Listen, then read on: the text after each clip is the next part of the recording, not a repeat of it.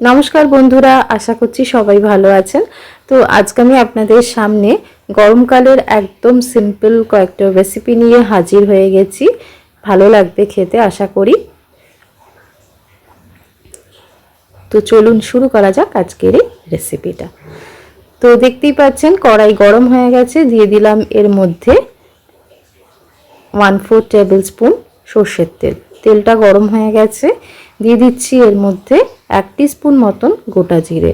ফোড়নটাকে একটু ভালো করে গরম করে নেব। তো এদিকে একটা বাটিতে আমি মুগ ডালটাকে মোটামুটি ছোটো কাপের 2 কাপ মতন মুগ ডাল রয়েছে, তো সেটা ভালো করে ধুয়ে আমি ডালটাকে আর কি সেদ্ধ করে নেব। যেহেতু আমি এখানে আজকে পুরো রান্নাটাই নিরামিষ করছি, কোনো রকম রসুন পেঁয়াজ ব্যবহার কিন্তু করছি না। দিয়ে দিচ্ছি হালকা গরম জল ডালটাকে সেদ্ধ করে নেওয়ার জন্য।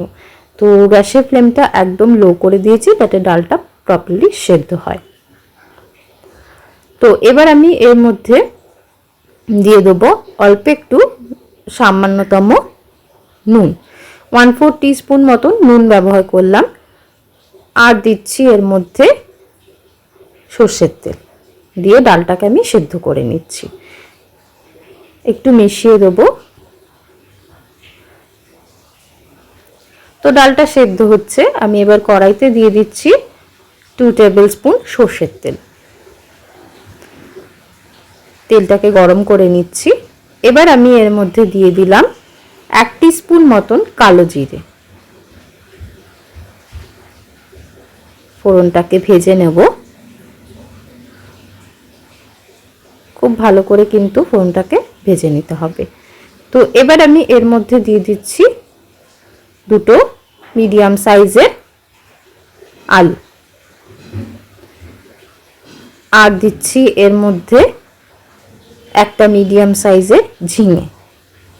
ঠিক মিডিয়াম বলবো না, ছোট সাইজের একটা ঝিঙে এর মধ্যে ব্যবহার করছি।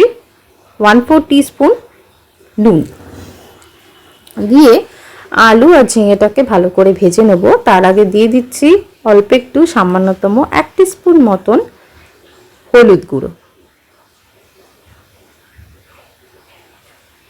দিয়ে খুব ভালো করে কিন্তু এটা ভেজে নিতে হবে।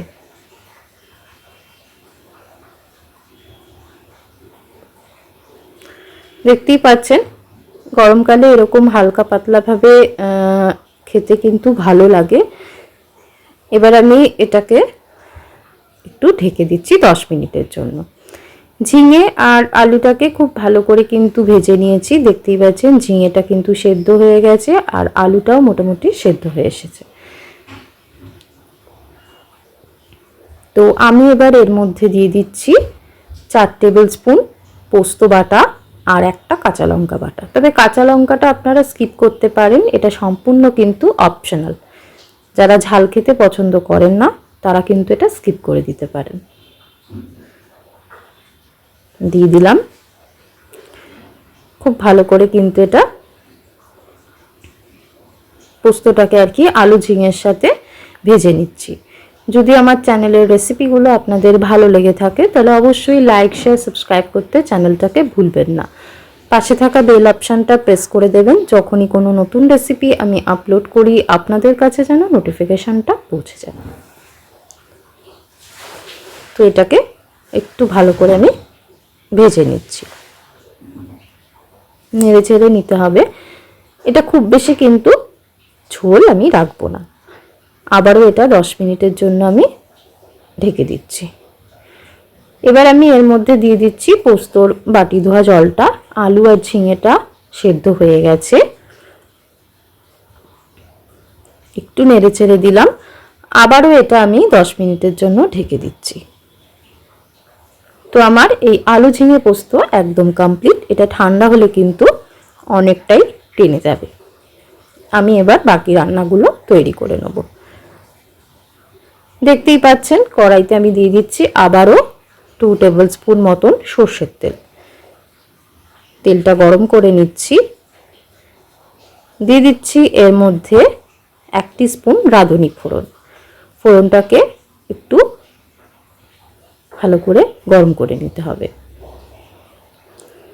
তো এবার আমি এর মধ্যে দিয়ে দেবো সেদ্ধ করে রাখা মুগ ডালটা।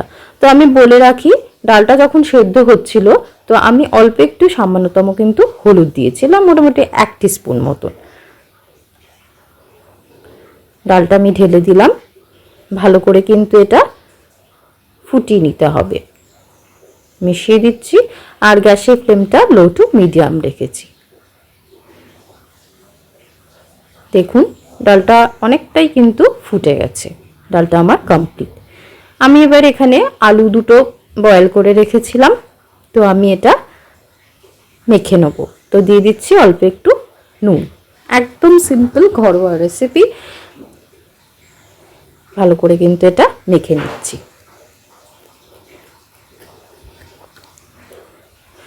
এখানে আমি ছোলার ডালটা পেস্ট করে রেখেছি, মোটামুটি সারা রাত ভিজিয়ে রেখেছিলাম। এখানে বড় বাটির 1 বাটি ছোলার ডাল রয়েছে। দিয়ে দিচ্ছি 1/4 টিস্পুন নুন, দিচ্ছি 1 টিস্পুন মতন হলুদ গুঁড়ো। এরপর আমি এর মধ্যে দিচ্ছি কালো জিরে। আমি এখানে কোনো রকম পেঁয়াজ ব্যবহার করছি না, আপনারা চাইলে কিন্তু পেঁয়াজ, আদা কুচি ব্যবহার করতে পারেন। আমি যেহেতু এটা নিরামিষভাবে করছি তাই টোটালটাই নিরামিষভাবেই দেখাচ্ছি। দিচ্ছি 2 টিস্পুন, মানে ছোটো চামচে 2 চামচ আর কি, পোস্ত। আর দিচ্ছি এখানে চালের গুঁড়ি। ভালো করে মিশিয়ে নিচ্ছি। দেখুন সর্ষের তেল গরম হয়ে গেছে, আমি এবার একে একে ডালের বড়াগুলো ছেড়ে দিচ্ছি।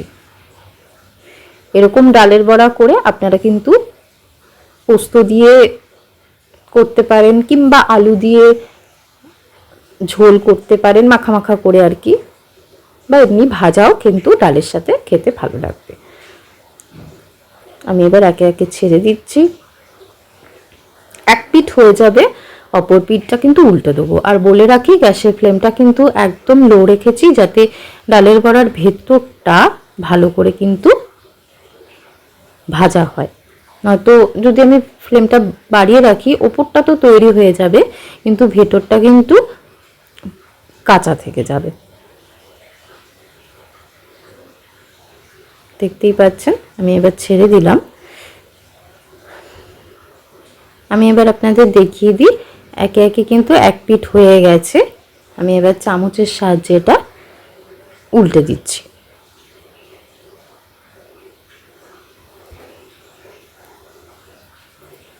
দেখুন এক পিঠ কিন্তু ভালো গোল্ডেন ব্রাউন করে কিন্তু আমি ভেজে নিচ্ছি।